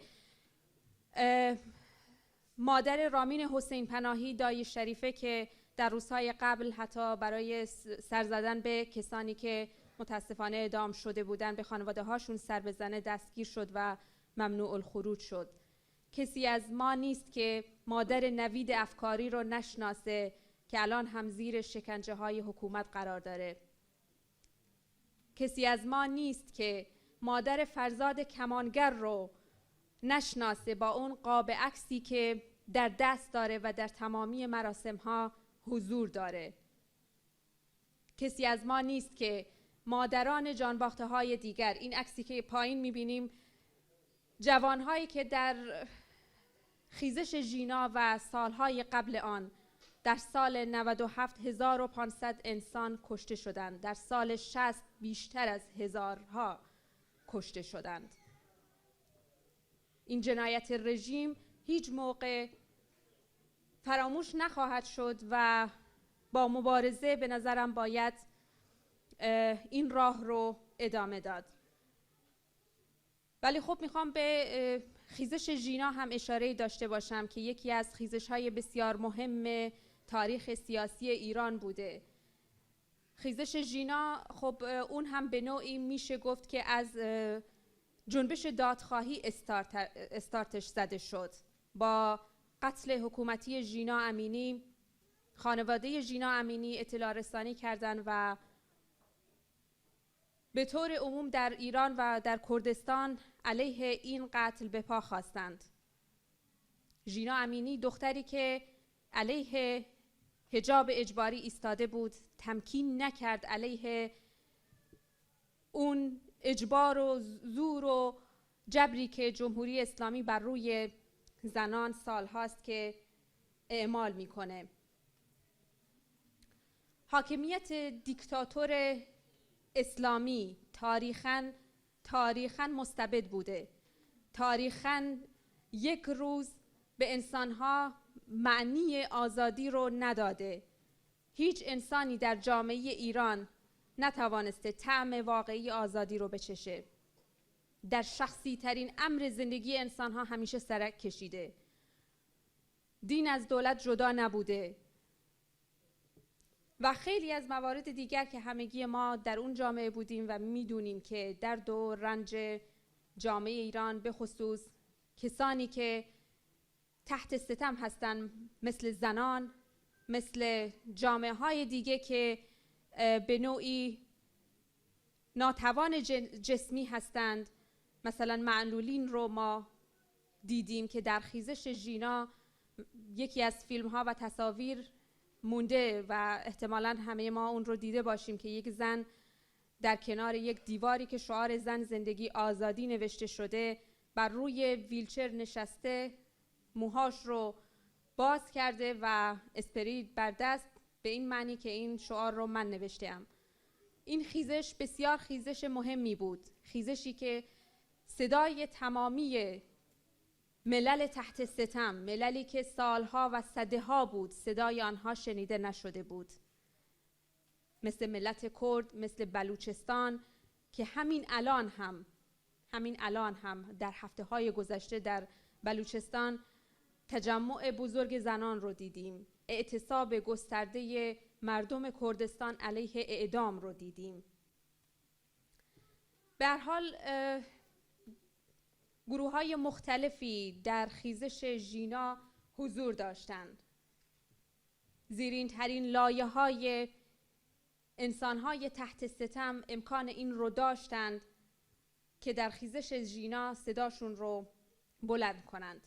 ولی خب متاسفانه اگر مقداری آسیب شناسانه به خیزش ژینا هم نگاهی بیاندازیم، متاسفانه این خیزش با چالش‌ها و مشکلاتی هم روبرو شد. اینکه این خیزش با سرکوب عظیم و وحشیانه یک رژیم درنده مواجه شد مجدداً. با اینکه پرقدرت به میدان اومد ولی مجدداً با سرکوب مواجه شد. و در آن طرف قضیه هم این خیزش از پا نایستاد. این خیزش برای یک لحظه هم نایستاده. شاید خیابان‌ها الان هم مملو از معترضین نباشن ولی کماکان ادامه داره. زنان با نافرمانی‌های مدنیشون در قطارها، همونطوری که رفیقمون شورش اشاره کرد، در اماکن عمومی، در خانه‌ها، علیه اون ستمی که سالهاست براشون اعمال شده، علیه اون وایسادن. کارگرانی که سالهاست که زیر سایه حاکمیت سرمایه‌داری اسلامی هیچ آزادی رو نداشتند. کارگران فولاد رو دیدیم که در روزهای گذشته 8 روز در اعتصاب بود. همین فولاد خوزستان منشور حداقلی تشکل‌ها اون موقع که در گرماگرم خیزش ژینا بود یکی از امضا کنندگانش بود. و منظورم اینه که این مهمه که این خیزش از پا نایستاده و کماکان به راه خودش ادامه میده. ممکنه که در این مواقع خیابان‌ها مملو از معترضین نباشه، ولی خب دور از انتظار نیست که مجدداً خیابان‌ها مملو از معترضین بشه، همونطوری که تاریخ سیاسی جامعه ایران حداقل از سال 96 به بعد جنبش‌های فعال و اکتیوی در جامعه ایران حضور دارن، مثل جنبش زنان که سالها قبل به این جنبش به نوعی به حاشیه رانده میشد و بهش توجه نمیشد. جنبش محیط زیست، محیطی که ما درش زندگی میکنیم، هیچ موقع برای جمهوری سرمایه‌داری اسلامی مهم نبوده مسئله محیط زیست. الان ما با جنبش عظیمی در ایران سر و کار داریم و انتظار این میره که در آینده نزدیک مجدداً این جنبش به پا خیزه و البته کار میخواد، البته تلاش میخواد و من فکر میکنم فعالین و کسانی که برای یک لحظه هم بوده در این راه فعالیت کرده اند مجدداً از خودگذشتگی خواهند کرد، هزینه خواهند داد و ایستادگی خواهند کرد. مسئله همبستگی بسیار مهمه. من فکر میکنم که در خیزش ژینا هم یکی از رمزهای موفقیت خیزش و مبارزات مردم همبستگی مردم بود.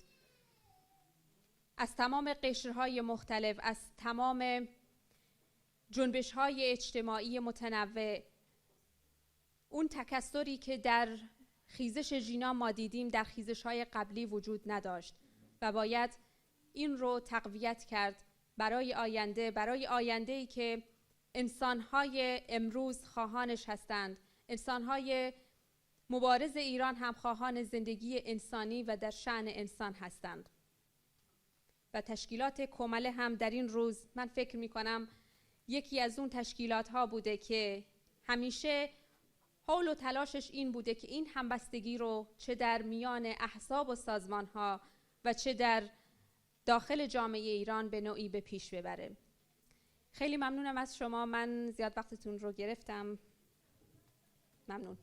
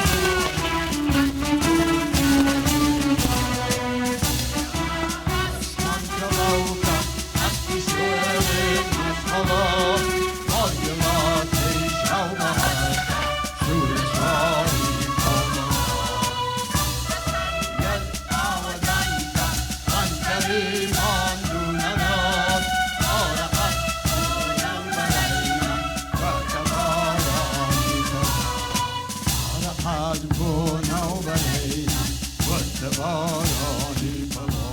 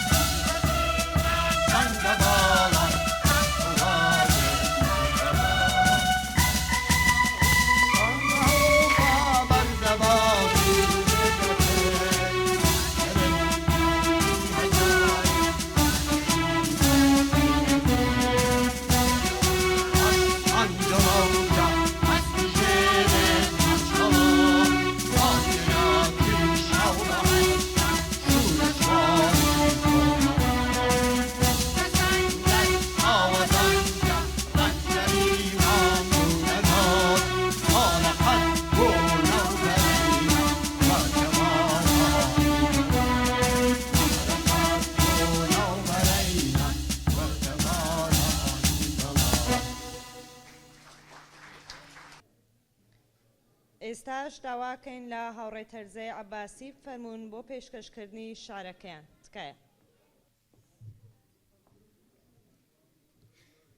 ئێوارەتان باش زۆر بەخێر بێن. پێم خۆشە بە چەند دێڕێک 26 ڕێبەندان ڕۆژی کۆمەڵە پیرۆز بکەم. ڕۆژبوونت پیرۆز ئامانجی بەرز، تروسکایی چاوەکانی حەمە حوسێن، شەبەنگی جوانی کاک فواد، شەوارەی ئاگرینی کاکستێق. ڕۆژبوونت پیرۆز ئەستێرە هەمیشە سوورەکەی چیای سەرکەشی ورەمان.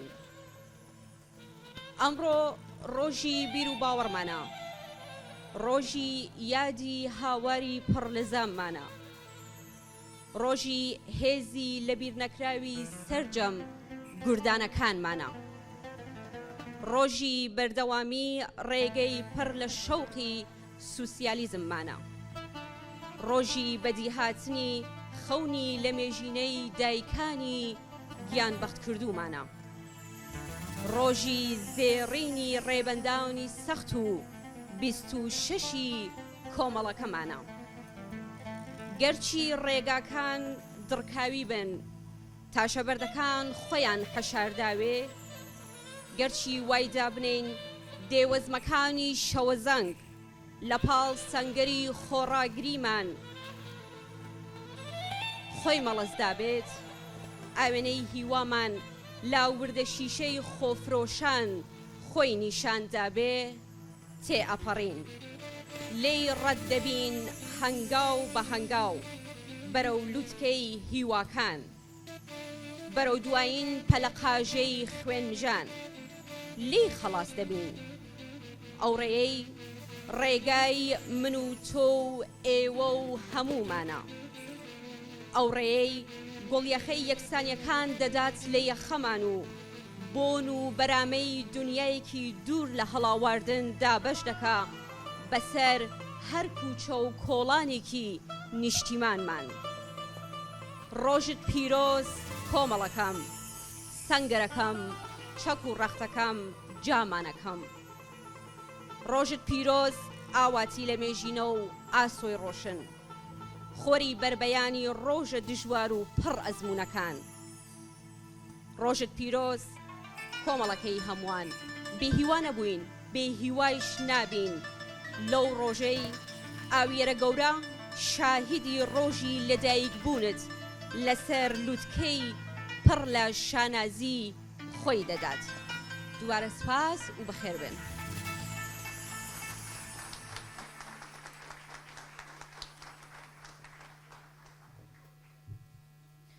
ئێستا و پەیام و بروسکانەی گەیشتونەتە دەسمانەی خوێنمەوە. حیزبی دموکراتی کوردستانی ئێران بە پەیام و چەپکە گوڵێک بەرنامەکەمانیان ڕازاندووەتەوە. زۆر سپاس و بەخێراتنیانەکەین جارێکی دیکە. حیزبی کۆمۆنیستی کرێکاری ئێران تەشکیلاتی ئەڵمان چەپکە گوڵێکیان پێشکەش بە مەراسمەکەمان کردووە. زۆر سپاس. هاوڕێ خۆشەویستی کۆمەڵە چالاکی سیاسی هاوڕێ مهرانە چەپکە گوڵێکی پێشکەش بە مەراسمەکەمان کردووە. دەستخۆشی لێکەین. پارتی ژیانی ئازادی کوردستان پەژاک چەپکە گوڵ و پەیامێکیان پێشکەشمان کردووە. زۆر سپاس و جارێکی دیکە بەخێراتنیانەکەین. داواکەین لە هاوڕێ ڕادا فاتحی بۆ خوێندنەوەی پەیامەکەیان بفەرمون. با سلام‌های گرم و درودهای انقلابی به همه حاضرین در مراسم روز کومله. من رادا فاتحی دادخواهان کردستان روز کومله را به همه اعضا، هواداران و مردم کردستان تبریک میگویم. از این فرصت استفاده میکنم به همه جانباختگان راه آزادی و برابری درود میفرستم. به همه خانواده جانباختگان و برای صبوری، مقاومت و مبارزشان درود میفرستم. به همه زندانیان سیاسی که از مرگ نهراسیده و در مقابل فاشیسم اسلامی سرود پیروزی میخوانند درود میفرستم. روز کومله برای مردم کردستان ایران یک روز آشناست. یک روز جنبش انقلابی مردمی است بر علیه حکومت اسلامی ایران و برای ساختن جامعه‌ای آزاد و برابر برای مردم. جامعه‌ای که در آن دیگر نه خبر از اعدام باشد، نه شکنجه، نه زندان، نه گرسنگی، نه از فقر و نه از تبعید انسان به حکم انسانیت. به همین جهت روز کومله یک روز تاریخی و نوید بخش است. خیزش ژینا آخرین رویارویی مردم کردستان و ایران بود بر علیه رژیم ارتجاعی و مذهبی. حکومت اسلامی در طول خیزش انقلابی ژینا هزاران انسان آزاده و مبارز را به قتل رسانید. خیزشی بر علیه کهنه‌پرستی، تحقیر، تبعیض و نابرابری. نابرابری بر علیه زنان و ملت‌های تحت ستم و کارگران بود. یکی از این انسان‌های والا که به دست جلادان تاریکی به قتل رسید، رامین فاتحی برادر من بود. رامین عزیز ما را در زمانی که مردم در خیابان‌ها بودند و شعار زن زندگی آزادی را سر می‌دادند دستگیر کردند، زیر شکنجه به قتل رساندند و شبانه جنازه او را به خاک سپردند. رامین ما کاری نکرده بود به غیر از دفاع حق آزاد زیستن و زیستن به رهایی. در سیستم فاشیستی اسلامی چنین انسان‌های والایی را قربانی ماشین جنایت خود می‌کنند، چرا که زندگی رامین و مبارزات آنان بنیان کاخهای پر از ستم و تبعیض و استثمارشان را به لرزه در می‌آورد. به دنبال دستگیری رامین، من و برادرم وریا فاتحی نیز دستگیر و شکنجه شدیم. تحت وحشیانه ترین شکنجه ها و تهدیدها قرار گرفتیم. میخواستند بر علیه هم اعتراف کنیم، کاری که هیچگاه موفق به انجام آن نشدند. هیچگاه تصویر رامین را که در سلولهای اطلاعات سنندج برای بار آخر مشاهده کردم فراموش نمی کنم. او همچنان استوار بود و با اراده. او همچنان استوار و با اراده بود، مانند همیشه. در این وقت کم فرصت این نیست که من از رنج‌هایی که بر ما و خانواده‌های دیگر در خیزش‌های انقلابی ژینا و سایر قیام‌ها و اعتراضات رفته است را بازگو کنم. اما مطمئنم که همه شما این رنج‌ها را می‌شناسید و با آنها آشنایید. حکومت اسلامی ایران در طول حیات ننگینش کمتر خانواده‌ای باشد که داغدار نکرده باشد، اما این جنبش همچنان ادامه دارد.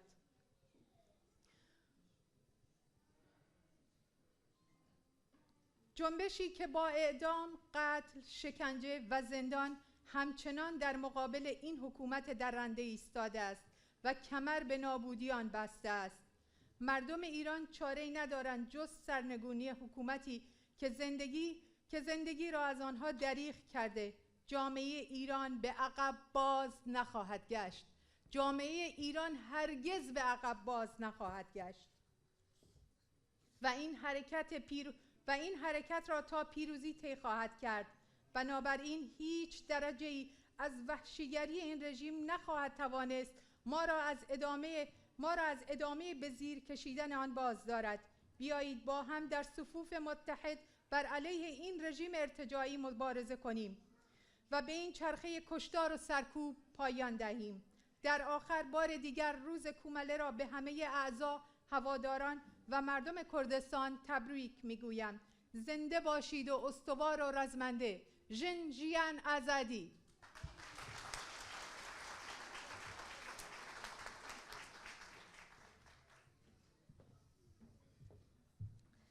ئێستاش داواکەین لە هاوڕێشەمێ سەڵواتی با فەرموون بۆ پێشکەشکردنی شارەکەیان تکایە.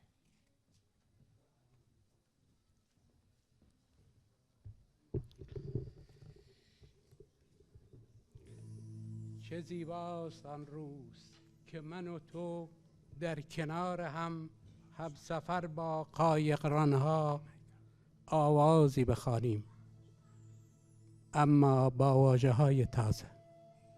چه زیباست رؤیاهای من، زیباترین زیبایی ها. ڕۆژی کۆمەڵە تەبریکەیژم، ڕۆژی کۆمەڵە بە معنای دەنگی بەرزی مردمی کوردستان لە نەوتن بە خومینی و ئەو دەسەڵاتە ڕەشە بوو. ڕۆژی کۆمەڵە یعنی تەداعی بوودن بوونی خاترەی هەزاران کۆمونیستی گیانباخت کردو لە ڕێی سوسیالیسم و ئازادیە. ڕۆژی کۆمەڵە تکراری خاتراتی شۆڕاکانی شاری سنە و شارەکانی تری کورسانە و ئەو خوێنە ڕەنگی لەلەوە لە چەم حاجی نەسێ و لە هەموو شارەکانی کوردەواریە ڕژیا. ڕۆژی کۆمەڵە ڕۆژی مقابلە لە تەک دەسەڵاتی ڕەشی جمهوری ئیسلامیە. بەم بۆنەوە من ڕۆژی کۆمەڵە بە هەموو ئێوە تەبریکەیژم و بە یادی گیانباختوانی ئەم شۆڕشە شێعرێکتان پێ تەقدیمەکرد. ڕەنگە ئەم شێعرتانە ژنەفتێوێ ئەگەر شاعر بوودم، چون من هیچ وەقت نەبووشم. اگر شاعر بودم شعری به نام آن زن سلاخی شده، از آن خون ریخته شده در پارک کودکان سنندج، با اشک پنهان آن گم شده فرزند بر در و دیوار شهر حک می‌کردم. اگر شاعر بودم با قلم نویسی ساده، شعری از درد بر سعد العبور ترین کوه، از رنج آن کولبران بیباک یخ زده در دشت های سرفراز فتح، که در خون خود غلتیدند با درد، پرد شدن از کوه منجمد در صخره‌های دور، هم پیمان با مرد در گذرگاه‌های تنگ و تاریک شب حک می‌کرد.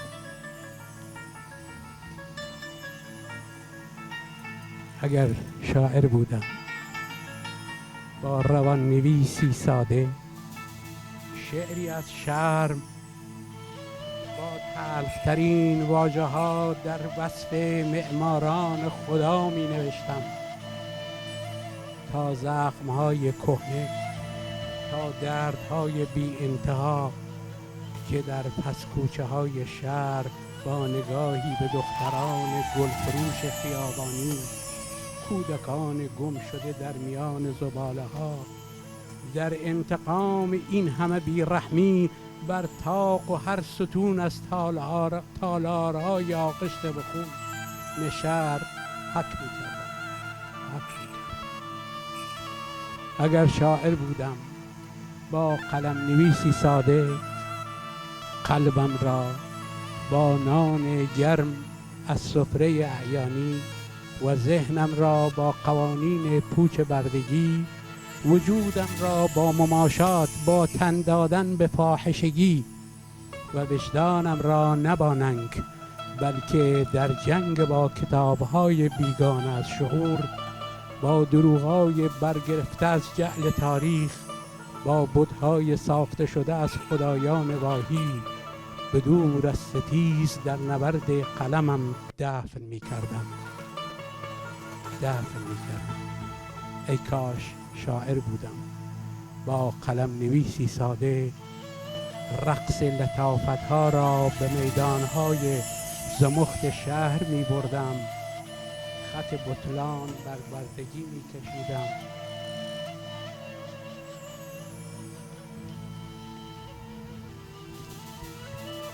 تا مطربان را انعام، کودکان را به شادمانی، معلمین اخلاق را به نظافت شهر، قاضیان را به کاشتن گل، کلاس قضاوت را تعطیل، دفتر اتهام را بایگانی و چوبه های دار را در هم می شکستم. گل سفیده را به عنوان زیباترین گل بر مناره های فتح و بخشی را به عنوان فاتح سعادت بر بلندترین دیوارها حک می کردم. زنده باشین، روز خوبی، شب خوبی باشین. داواکەین لە هاوڕێ مەهداد سەبووری با بفەرموون بۆ پێشکەشکردنی پەیامەکان تکایە. هاوڕێیان منیش 26 ڕێبەندان ڕۆژی کۆمەڵەتان پێ پیرۆزبایی یەکەم، ڕۆژی جریانێکتان پێ پیرۆزبایی یەکەم کە جزوە ڕادیکاڵترین و موەسرترین نیروەلە لە خاوەرمیانە و تا ئێستایش هەر ئەو جریانەسە کە جمهوری ئیسلامی لە دادگاکان یا واهمەکە لە ناوبردنی، تا ئێستایش هەر ئەو جریانەسە کە تەنانەت زاتی لە سنگ قەورەکانیە چێت. ڕۆژی کۆمەڵەوە تەواو کەسێ لێوا لێرە حوزوریانە و خانەوادەوە لە گیان بەخت کردو و تەواو ئینسانێک کە ساڵیانێ لە عمرە خۆیان لە ناو جریانە مبارزەیان کردەوە و ئێستایش لە ناو جریانێ لێترا فعالیەتیان کرار پیرۆزباییان لە یەکەم. من مێرداد سەبووریم فعالە کارگەری و زیندانیە سیاسی سابقم کە چەندین سابقەی دەستگیری و شکنجە و تەنانەت تهدید بە مردنیش بووم و ئاخرین ڕا لە ناو شۆڕەشە ژینا وەکو هەزاران جوانێتر شرکەتم کرد حقیقەتان و مەسئولانە بەشی لە کار و فعالیەتم لە شارە سنە و لە کامێرانە بەڕێوە برد. لە 24 ئابانە کە فراخانە 3 ڕۆژە اعتصاب عمومی درا و یەکی لە ئەوەڵین کەسانە لێ بووین کە ئەوەڵین خیابانەی لە شارمان بۆ مانع ئیجادکردن بۆ نیروی سەرکوب ئیجاد کرد و هەر لەناو ئەو تەجەموعە تەوەسل نیروەلێ لە باشەخسی شناسایی بووم و لە حینە دەستگیریا و شێوەیەکی شەدید بریندار بووم کە توانیم دەربازم بێوە هاوکاری چەندانەی لە هاوڕیانەوە. هاوڕیان حقیقەتەن هەر لەو ڕۆژە یانێ سەعاتە 12 شەو بوو کە ئاگادار بووم کە ڕفیقە نزیکم فوادە محەممەدیش گیانی بەخت کردووە و ترۆریان کردووە. لێرە لازمە یادەتەواو ئەو ئینسانێلە کە لە تێی 45 ساڵ حاکمیەتە نەنگینە جمهوری ئیسلامیە گیانیان لە دەستداوە دڵیان بۆ ئینسانیەت لێیداوە گرامی برن. من لێرە حقیقەتەن بەحس لە 2-3 دانە مەسەلەکەم و ئومیدوارم کە وەختان نەگرم. یەکێ لەو مەسەلەیەکە لە دیدە منە ئەشێ باسی بکرێت دلیلە گەورەی و عەزەمەتە و شۆڕەشە ژینا چە بوو بە بێشک یەکێ لەوانە کە ئەتانم بێژم 45 ساڵ حاکمیەتە مەذهبی بوو کە لەبان جامعە و چت کراوەوە ئەمەڵەن هەر لە سەرەتای سەرکارهاتنە جمهوری ئیسلامیە و ئەم حاکمیەتە نسفێ لە جامعەی دوچارە تەبعیزێکی جدی کردووە و ئەم نسفە جامعە بەدائمی زدە جمهوری ئیسلامی بوون. دومین مەسلەی اختلافە تەبەقاتیە کە غەوغاکە لە ناو جامعە و ئەمەڵەن ئەکسەریەتە جامعەی لە فەقرە مطلقا قرارداوە و ئەمەڵەن ناومیدیەکی جدی لە بان جامعە و غاڵب کردووە. سێومین مەسلەی بێکاری جوانەکانەکە هیچ کە کاریان لە ناو شرایەتی اقتصادیە فەشەلا مەسەنکاری چیان بۆ پێیاناوێ ئەو کارێکە کە بۆیان پێیاوێ ئەموراتە زندگییان ناچەرخێنێت. پەنجمینی وە نەزەر من ستەمە ملیە یانێ ستەمە ملی تۆ وەختارێ قسە لە شۆڕەشە ژیناوەکەی وە نەزەر من ئینکارکردن لە ستەمە ملی ئینکارکردن لە نەقشە کوردستان لە سیستان و بەلوچستان کە تا ئێستایش هەر ئەدامەدەرە ئەو شۆڕەشە وە نەزەر من ناکریە ئینکاری بکەین یانێ ئەوەی کە ئێمە بین و بەحس اتحاد دەکەین لە حاڵێکە بەحس ستەمە ملی نەکەین چاوپۆشی لێ بکەین وە نەزەر من دوور لە منطقە و تا زمانێکیش ستەمە ملی ناو کۆمەلگا ئەدامەی بێ ئەم شۆڕەشە ئەومێ ئەترازاتە چە لە دەورانە شاها بووە لە دەوران جمهوری ئیسلامیە هەست و بعد لە ئەویش ئەگەر ئەم مشکڵە حەل نەوێت هەر ئەدامەی هەست. چ توێ لێ باعث بوو کە ئەم شۆڕەشە واینە دامەن پێیاکەوە واینە سەراسەری بێتەوە نەزەر من بەخشێکی اعتصاب عمومیەکان و لێمە لە تەی ڕۆژێ لێ گوزەشتا بارها و بارها متەسفانە تەعدادی نامەسئولانە باس لە اعتصاب لە عمومیە کەنکێژن تاسیری نییە یا ئێمەشە ڕێگەوە لێتر بگرینە بەر حقیقەتەن من وەو کەسێک کە لە ناو اعتراضەوە لە شرکەتم بوو ئەتانم بێژم اعتصاب عمومی فراخانەیە لێکە بۆ اعتصاب عمومیە دریا ئەمەڵەن نیرویە جامعە نیروی اعتراضی چەند بەرابەرە کرد و ئەو ڕۆژێ لێ وای اعتصاب عمومی فراخانە دریا شەوی و ئێوارەیە اعتراضەکان چەند بەرابەرەوە و چونکە ئیتر ئینسانێ بێتەفاوت لە ناوەوانە و لە ناو جامعە احساس بێتەفاوتی ناکرد و ئەمەڵەن ئەو شۆڕەشیە تەمینە کرد و تەقویەتیە کرد. و نەزەر من مەوردێتر کاشێ ئشارەی پێ بکەم و بێژم تاسیرە جدی بوو اعتماد بە نەفسێک و کە لە ناو جامعەوە جوانەکانە ئیجاد بوو و ئیتر لەوە بڕاون کە حزبێ بێ ڕزگاریان کات یا سازمانێ بێت یا نیرویەکی دەرەکی وەکو ئامریکا و کشوری ئەوروپایی بێن ڕزگاریان کەن. اعتماد بە نەفسێ ایجاد بوو کە هەر جوانێک هەر ژنێک هەر مناڵێک ئەیتانی بۆ خۆی خیابانێ ببەستێ ئەیتانی بۆ خۆی ئەترازێ ڕێبکە و داوای زندگیەک و ژیانێکی باشتریە کرد و ئەمەڵەن سیستمی دووچارە بحرانێکی جدی کردو.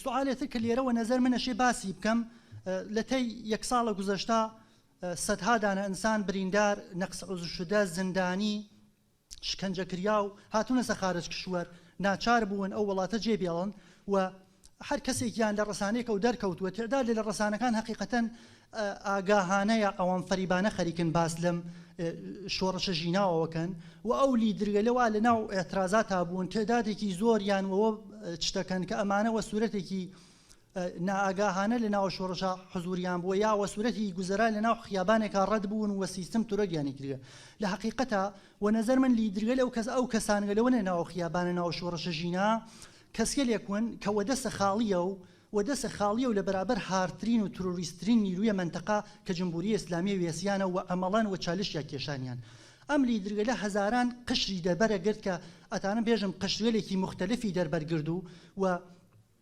بدونە هیچ ئاموزشێکی نظامی و سیاسی وەدەسە خاڵیەوەم سیستمیانەوەی نەدوچار مشکل کردو ئەتانم بێژم کارگەران ئەسڵیترینە نیرووە لە ئەم لیدرگەلە و نەلیدرگە لە خیابانی بوون چونکە هیچێکیان بۆ لە دەستدان نەوە لە ناوەم اقتصادا و ئەمەڵەن هاتوون کە سیستمێ بگۆڕن.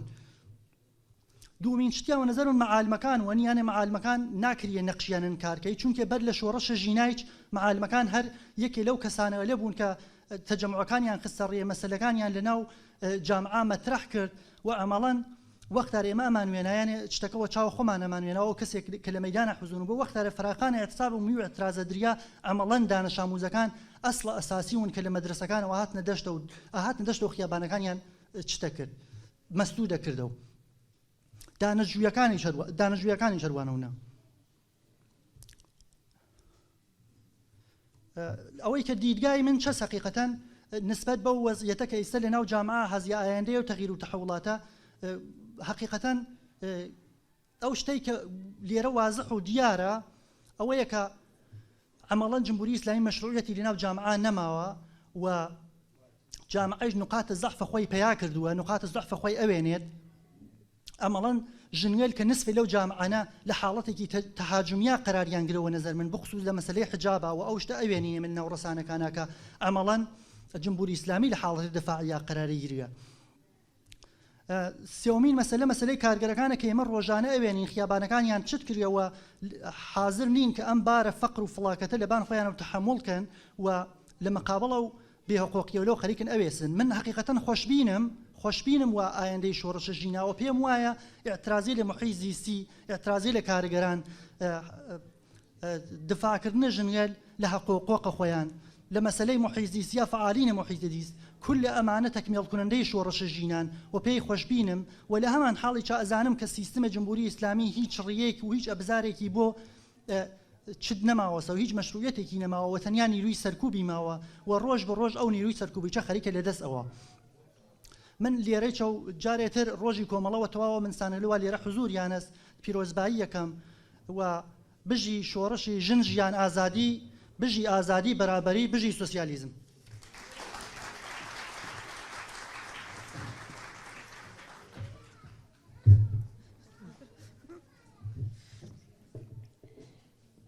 سازمان کارگەرانی انقلابی ایران ڕاهی کارگەر پەیامی پیرۆزباییان بۆمان ناردووە هەر لێرەوە زۆر سپاس دەستخۆشیان لێکەین بەم جۆراتینە کۆتایی بەشی یەکەمی مەراسمەکەمان جارێکی تر زۆر سپاس و بەخێراتنتانەکەین بۆەوەی کە تەشریفتان هێناوە سروی دیچە بۆ ژینادان یا وەختێک کارەساتێک کە اتفاق کرد ژینایان بە قەتڵ گەیان من ئەم سروت مەدانیا بۆ ژینا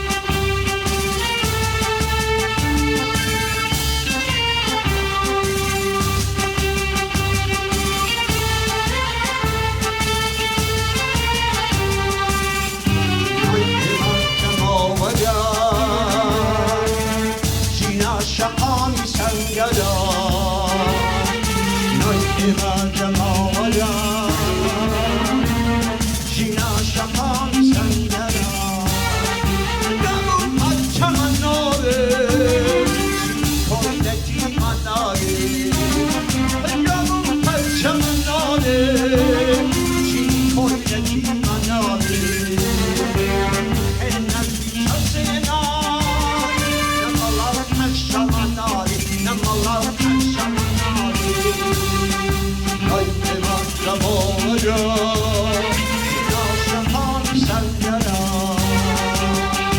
ای قیمت ماورا جینا شمان سنگرا